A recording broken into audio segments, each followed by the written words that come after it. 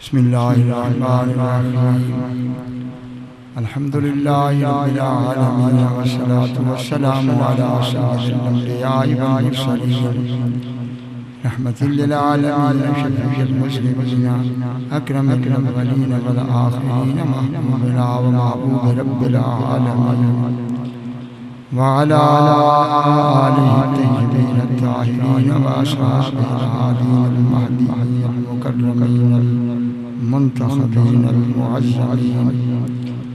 أما بعد فأعوذ بالله من الشيطان الرجيم بسم الله الرحمن الرحيم يا أيها الذين آمنوا توبوا إلى الله توبة نصوحا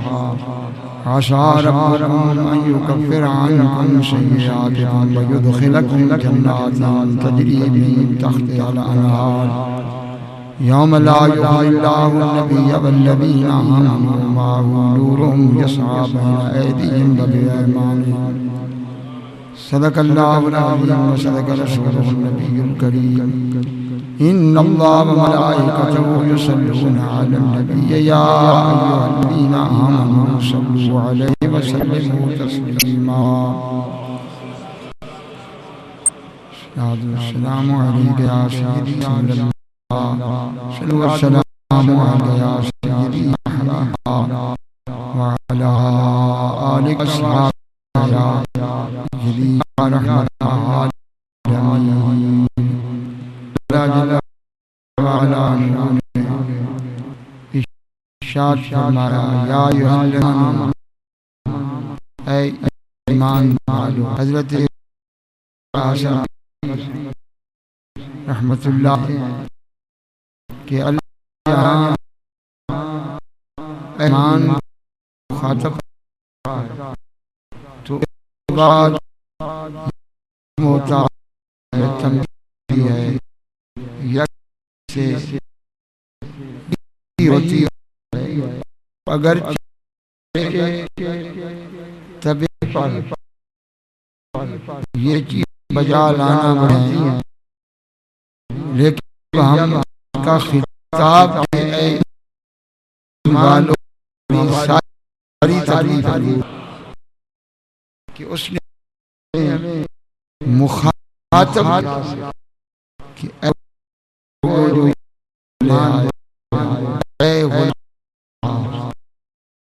اے جان سے بڑی والوں اے حبتوں سے یہ ساری اللہ کرو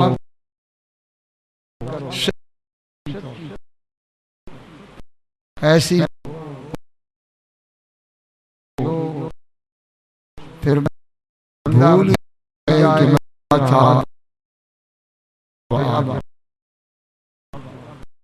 حاشا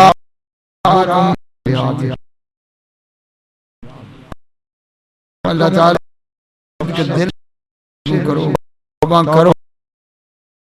تو کہ رہے کمزور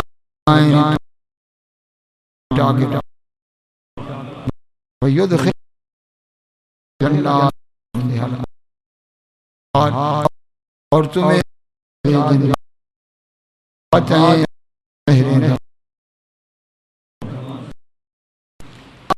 اللہ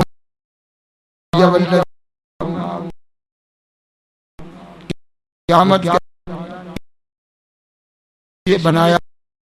کہ رسوا کرے گا نبی کو انہیں جو اس ذیشان نبی پر ایمان لائے بلکہ اللہ تعالیٰ نے وہ دن بنایا ہی اس لیے ہے کہ جو سچے ہیں ان کو ان کی صداقت ظاہر کی جائے اور صداقت کا اجر دیا جائے نور والوں کی نورانیت کو ظاہر کیا جائے اندھیر والے جو ظلمات میں بھٹک رہے ہیں ان کے اندھیرے ظاہر کیے جائیں چنانچہ حدیث پاک میں ہے کہ ان اول زمرۃ تلج الجنۃ وجوہہم کالقمر لیلۃ البدر کہ میں اپنی امت کے استقبال کے لیے جنت کے دروازے پہ کھڑا ہوں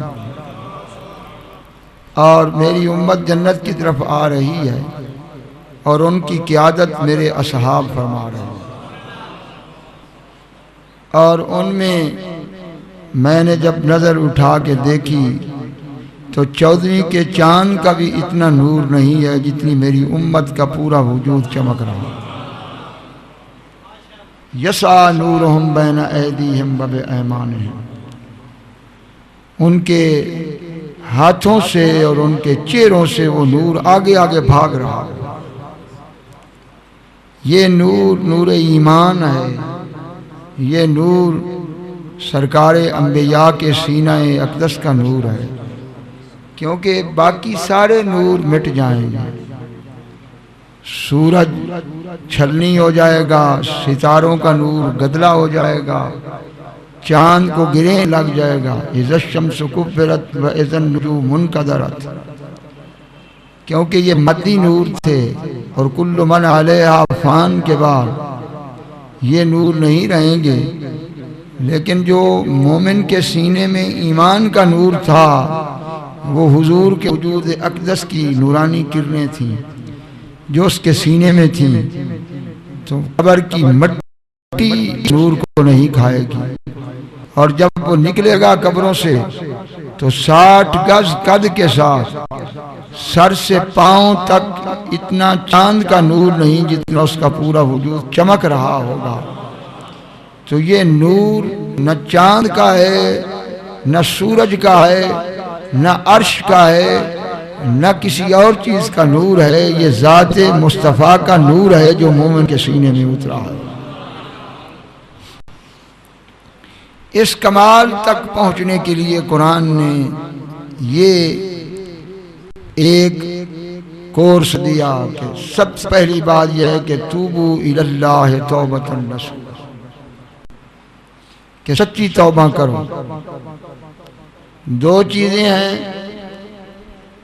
ایک استغفار ہے اور ایک توبہ ہے، یہ دو چیزیں مختلف ہیں۔ استغفار یہ ہوتی ہے کہ انسان سے گزشتہ زندگی میں جتنے گناہ سرزد ہوئے ہیں ان کی اللہ تعالیٰ سے معافی مانگے، یہ استغفار ہے۔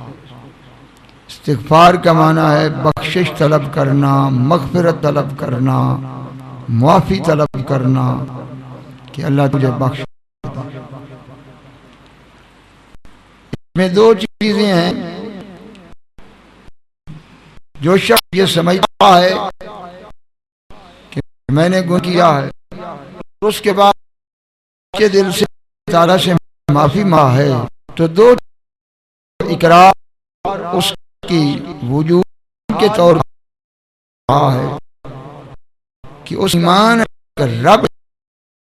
جو اس میں بھی دیکھ رہا ہے اور وہ کے خیال واقع میرے اعضاء و اعمال سے بھی واقع، تو اس کا اور یہ ایمان کی علامت تعالیٰ کی ایمان رکھنا حقیقت ہے، یہ ایمان۔ اور اسی چیز کہ جو گناہ اور خطائیں ہو ان کی قضا تو ناممکن ہے، جب وہ عرض کرتا ہے کہ اللہ تعالیٰ مجھے معاف کر دے تو اس کا معنی یہ ہے کہ اس کا ایمان ہے کہ کائنات میں جو میرے برے کام ہوئے ہیں ان کو کوئی مٹا نہیں سکتا، میرا رب ہے اپنی قدرت سے نہیں مٹا۔ حدیث پاک میں ہے کہ ان اللہ یبسط یدہ باللیل لیتوب مسیء النہار، کہ جیسے ہی سورج غروب ہوتا ہے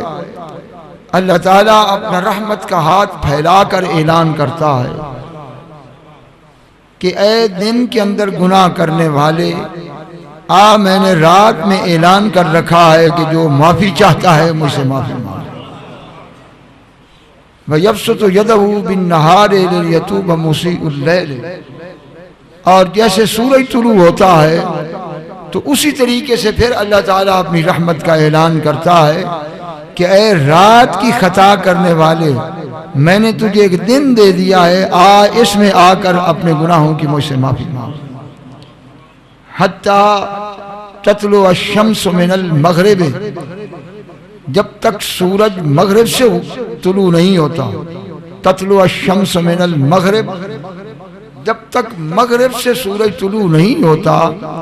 اس وقت تک دن رات اسی طرح اللہ تعالیٰ کا رحمت کا اعلان جاری ہے۔ توبہ کا دروازہ اس وقت بند ہوگا جب سورج مغرب سے طلوع ہو جائے، اس دن کسی کی توبہ قبول نہیں ہوگی اور اس کے بعد توبہ کا دروازہ بند ہو جائے گا۔ اور جب تک طلوع آفتاب مغرب سے نہیں ہوتا، سرکار فرماتے ہیں دن کو بھی اللہ کا اعلان ہے، رات کو بھی اللہ کا اعلان ہے۔ تو جس شخص نے اتنی زندگی گزاری ہو کہ دن رات رحمت الہی کا اعلان ہوتا رہے اور پھر بھی گندہ رہے، اپنے گناہ نہ بخشوا سکے، تو اس سے بڑھ کے کیا خسارہ ہو۔ یہ آیت کریمہ الم نعمرکم ما یتذکر فیہ من تذکر، کیا ہم نے تجھے اتنی عمر نہیں دی تھی کہ اگر تو نصیحت پکڑنا چاہتا تو نصیحت پکڑ سکتا تھا؟ اکثر مفسرین کا خیال ہے کہ اس سے مراد 18 سال کی عمر ہے، کیونکہ بچپن سے پال کر لے آنا اور 15 میں عالم شباب کو پہنچنا، 18 تک وہ صحیح بالغ عاقل ہو جاتا ہے۔ تو اتنی عمر مفسرین نے کہا اس کے لیے کافی ہے کہ جس رب نے اس کو بچپن سے نطفے سے لے کر یہاں تک پہنچایا ہے، اس کی حفاظت کی ہے، اسے رزق دیا ہے، تو اب بھی وہ نہیں سمجھتا۔ بعض نے اس کی تفسیر میں 40 سال کہیں، بہرحال وہ بھی ٹھیک ہے۔ ایک تفسیر جو مروی ہے وہ یہ ہے کہ 60 سال، اور اس کی تائید اس حدیث سے بھی ہوتی ہے کہ اعذر اللہ رجلا اخرہ الی 60، کہ جس شخص کو اللہ تعالیٰ نے 60 سال کی عمر تک پہنچا دیا، اس کے سارے عذر توڑ کے رکھ دیا، اب وہ رب کے سامنے جا کر کوئی عذر نہیں کر سکتا کہ یہ تھی وجہ، وہ تھی، میں یہ نہ کر سکا، وہ نہ کر سکا۔ تو سرکار فرماتے ہیں کہ اعذر اللہ رجل، رب نے اس شخص کے عذر توڑ کے رکھ دیا، اخرہ الی 60، جسے